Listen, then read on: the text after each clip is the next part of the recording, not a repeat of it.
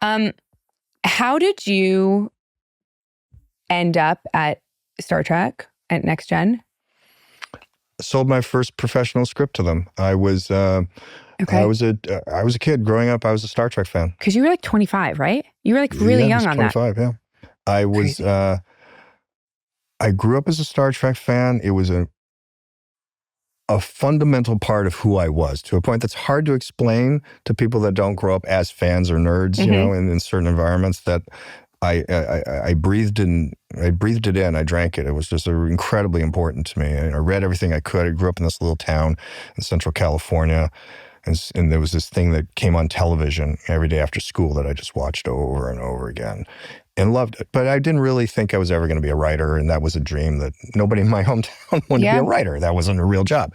So long story short, you know, I bombed out of college where I thought I wanted to be a lawyer. You bombed out of college? I flunked out of college. You did not graduate from college? I mean, I don't know why I'm saying this. Like, it's not. I mean, I did not. I just assumed that you one semester short graduated like summa cum laude and I had trouble. My senior year, I just stopped going to class and partied all night and hung out with my friends and slept all day.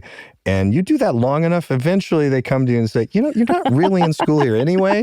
You should probably not be. You should probably save your money. Oh, so they invited me to leave. And so they invited you to leave. They invited me to leave. And I took them up on the invitation. Were your parents like, what are you doing? They were appalled. They didn't know, because in those days you could hide such things for your parents for a while. Didn't even tell them I was at school. Just racing home and deleting the message on the answer machine? No, I wasn't even at home. I was still at college, living in the fraternity house. It was a Kappa Alpha Society. It was like you were a frat boy? I was in the Kappa Alpha Literary Society. It was a nerdy literary society where we were all writers.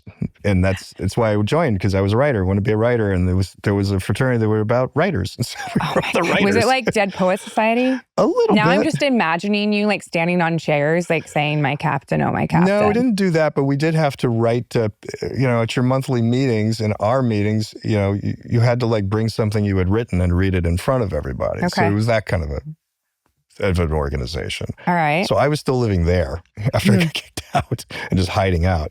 A friend of mine had graduated the year before, who was an actual film student, was living in Los Angeles, came back for a visit, and we hung out for the long weekend. And he was like, so what are you going to do exactly? I was like, I really don't know, because everything had fallen apart. I wasn't going in the Navy anymore. I wasn't going to be a lawyer. I wasn't in school. But you wanted to go in the Navy too? I was there on a Navy scholarship. I was there on a Navy ROTC scholarship. That's how I was going to Cornell. And when you flunk out, you lose a scholarship. The whole thing just collapsed. You flunked? I just love that you flunked out of Cornell. I did. I flunked out of Cornell with one semester to go. Oh my God. Yeah, I know. Oh, it haunts me. Trust me. Do you think your life would have been different if you'd graduated? Fundamentally. Yeah. Fundamentally. I mean, yes. I look back now, it's the thing that, oh my God, that was the best thing that ever happened to me. It's that lesson of, at the moment, these things seem like disasters. Mm-hmm. And then with the passage of time, and you look back and you're like, well, if that had not happened, life would have gone down a very different path. Yeah. Because if not for that, this wouldn't have happened. Eric came back, said, why don't you come back to California with me tomorrow and be a writer? Like you me. wouldn't have been able to do that. And I said, okay, and bought a one-way ticket to LA and started sleeping on his floor in his Studio City apartment, and started over. And was like, I'm going to learn how to be a writer. And I'd never taken a film class, and I didn't know how to write a script, but I like to write, and I always written. And I'm going to start. So walked down Ventura Boulevard and get a job at Studio City Animal Hospital, and became a messenger and did contract administration and personnel for different companies. And for about 3 years, a very short amount of time that in my memory was like 2 decades. It felt like a long time of not knowing what I was doing, feeling like I had thrown my life away and I was a complete failure. And, my parents were deeply unhappy. And, I was unhappy. And what does it mean? I'm not even sure what I'm trying to do here. I'm going to be a writer. I don't know anybody. I don't know anybody in this business. One day, started dating this girl, and she saw that I was a Star Trek fan, because I had Captain Kirk posters in my apartment because that's what I did. I still loved the show. I was still a Trekkie. I was very proud of it. I loved Star Trek, chapter and verse. And she saw the posters. She's like, well, I know people on Next Generation, which was in its second season at that point. I was like, what? Really? She said, yeah, I mean, there's a set tour. I could get you on a tour of the sets. Huh. What do you mean? And so many people in LA wanted to go visit the Star Trek sets because they were shot at the Paramount lot. The production finally went, all right, we're going to do this once a week. Okay. We'll have one set tour. And if you know somebody who knows somebody to get on the list, okay, we will take people down, visitors, to the Star Trek set one day a week. And she said, I could probably get you on that list. Oh, please, please, please, please get me on the list. Okay, she makes the call. She says, okay, I got you on the list, and it's in about 6 weeks. And I said, great, oh my God. And for whatever reason, because I really wasn't the guy that was always leaving scripts on people's doors, and I wasn't the go-getter, I was kind of half-assing it a lot. I'd start a script, I'd walk away, I'd get bored, I'd sort of completed scripts, try to get an agent, but I'm going to the movies this weekend. It was like that. For whatever reason, at that point, I decided this was my shot. This is my opportunity.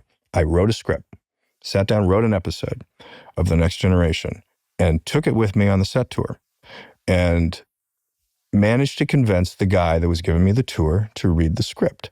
Didn't want to. He'd heard this many times, but it made him laugh. I knew a lot about Star Trek. Who was the guy giving you the tour? His name was Richard Arnold, and he turned out to be one of Gene Roddenberry's assistants, which I didn't really know. He was just the guy who gave the tour. And he finally was like, okay, kid, all right, okay, I'll try it. I'll give it a read. So he reads it, and he likes it. And he gave it to this woman who became my first agent because he knew her through, I remember, some connection. She was a very she was a very young agent too, trying to get in the business or something. And submits it to the show, goes into what was called the slush pile. They had a box of unsolicited scripts that sat in the production offices. 7 months pass. New executive producer, Michael Piller, came aboard to run the writing staff of Next Generation in the third season. Desperate for material, starts going through the slush pile, finds my script, buys it, produces it, asks me to do a second one as a freelancer, do a second one. Then I get this call like 3 or 4 weeks later, Ron, it's Michael, okay, I just fired a writer. Can you come down and be on staff tomorrow? Yes. Showed up, and I was there for the next 10 years. And it was just like an unbelievable Cinderella miracle of things. I was ready for it in the sense I didn't realize I'd been preparing to write for Star Trek my whole life, but I had. Yeah. And I knew what that show was about. I knew what Star Trek meant. I knew the style of it. I understood the characters. And I took my shot, and right place, right time. They were looking for a script like mine. He was looking for new people. He was desperate to have somebody on staff, and he gave me an opportunity. And that's how I got in, and that's how I stayed there.